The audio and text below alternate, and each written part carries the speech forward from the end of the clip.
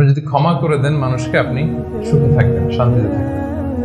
আমাদের হয় চলতি পথে আমাদের বন্ধুদের মধ্যে বা আমাদের প্রতিবেশীর সাথে বা আমার কলিগের সাথে বা আমাদের সমাজে অনেকের সাথে অনেকের নানা সময় এমন বিভেদ ঝগড়া এটা তৈরি হতে পারে, ফলে মনের মধ্যে ক্ষোভ, অশান্তি, ইভেন জেলাসিও আসতে পারে। কিন্তু এটা যদি আপনি কারোর প্রতি যদি রাগ, ক্ষোভ এটা পুষে রাখেন, ইট বার্নস ইউর সেলফ ইনসাইড, এটা ভিতরে আপনারা জ্বালাবে।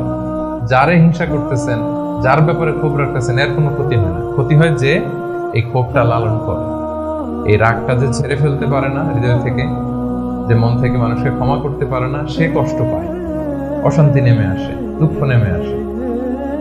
আর যে সিম্পলি ক্ষমা করে দেয় সবাইকে, সে মানে সুখী একটা জীবনযাপন করতে পারে। এবং এটা জরিপেও, গবেষণাতেও দেখা গিয়েছে যে যে অন্যকে সহজে ক্ষমা করে দেয় সে হ্যাপি লাইফ লিড করে।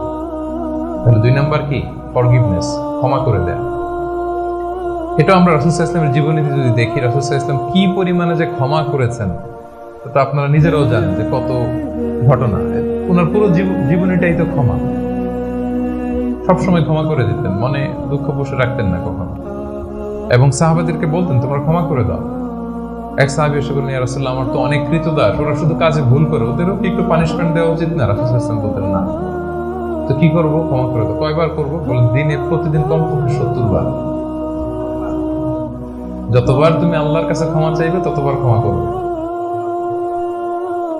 যতবার আল্লাহর কাছে ক্ষমা পেতে চাও ততবার ক্ষমা করবে। ফিলোসফিটা বুঝতে পারছেন?